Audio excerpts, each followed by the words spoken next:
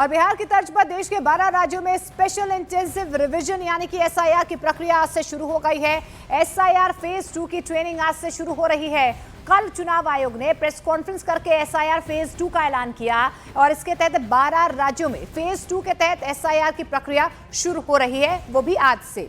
राजनीतिक दलों को एसआईआर की जानकारी दी जाएगी और ये कहा गया है कि एसआईआर के बाद किसी पोलिंग स्टेशन में 1200 से ज्यादा वोटर नहीं होंगे।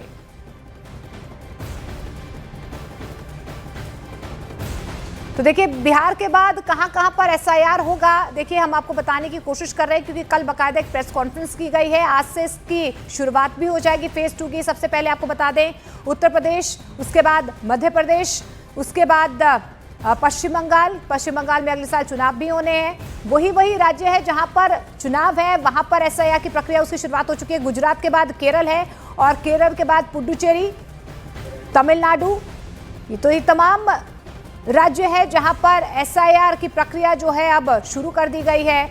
आज से कहीं ना कहीं औपचारिक तौर पर जो है इसके लिए अब काम होना शुरू हो जाएगा। इसके अलावा गोवा, राजस्थान, तो ये तमाम राज्य है जहां पर चुनाव होने, पश्चिम बंगाल, ये तमाम राज्य जहां पर चुनाव होने और मुख्य चुनाव आयुक्त की तरफ से जो है तैयारियां भी कर ली गई है।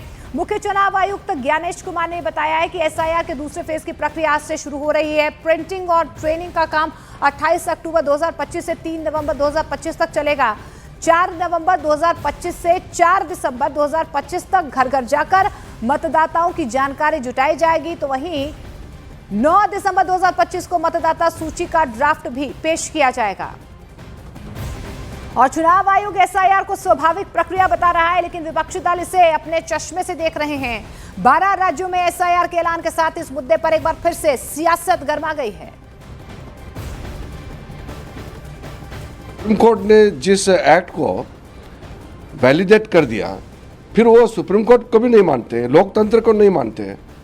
तो ये जो परिवारवाद में जो विश्वास रखते हैं कि ये एक ही परिवार ही, वो लोग सोचते हैं कि देश से भी ऊपर है, संविधान से भी ऊपर है, पार्लियामेंट से भी ऊपर मानते हैं।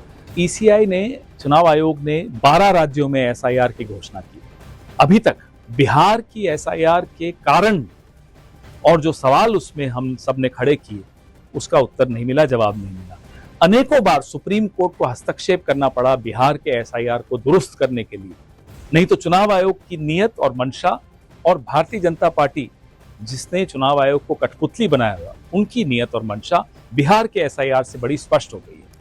और एसआईआर पर एक बार फिर से पक्ष और विपक्ष के बीच घमासान छिड़ा हुआ है। अपनी अलग अलग राय जो है उनकी तरफ से पेश की जा रही है। एसआईआर के फेज 2 के तहत उत्तर प्रदेश में भी एसआईआर शुरू हो रही है। इसे लेकर बीजेपी और कांग्रेस का क्या कुछ कहना है, आपको दिखाते हैं। बहुत बड़ा कदम है और मैं समझता हूं कि इतनी गंभीरता के साथ में एक पारदर्शी और एक निष्पक्ष चुनाव की संभावनाओं को दृढ़ता के साथ सुनिश्चित करने का सद प्रयत्न मैं समझता हूं कि पहली बार कोई चुनाव आयुक्त कर रहा है। ये प्रशंसा का योग्य है। अलग अलग लिस्टें होना कि पता चला कि लोग मर चुके हैं 10 साल पहले फिर भी वोट डाल रहे हैं, उनके नाम पर दूसरे लोग घुसपैठी हैं और हिंदुस्तान में आकर वोट डाल रहे हैं। तो इस प्रकार की परंपराओं को समाप्त करने के लिए कि नगर निगम में कुछ और है, पता चला कि आपका नगर निकायों में कुछ और है, जिला पंचायत में कुछ और है, उत्तर प्रदेश में तो कई जगहों पर रोज ही चुनाव होता है, तो अलग अलग लिस्टें भी एक सी हो जाएंगी। ये एक बहुत बड़ा कदम है।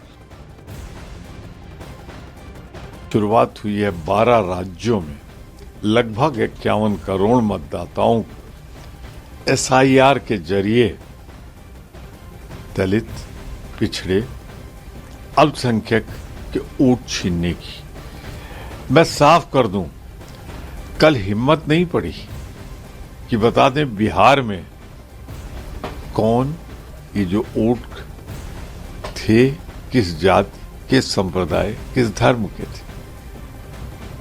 यही कोशिश होगी देश में, लेकिन विपक्ष भी एक है। हम अंबेडकर जी के, भारत के संविधान के दिए हुए कानून के मुताबिक वोटों के अधिकार की रक्षा करेंगे।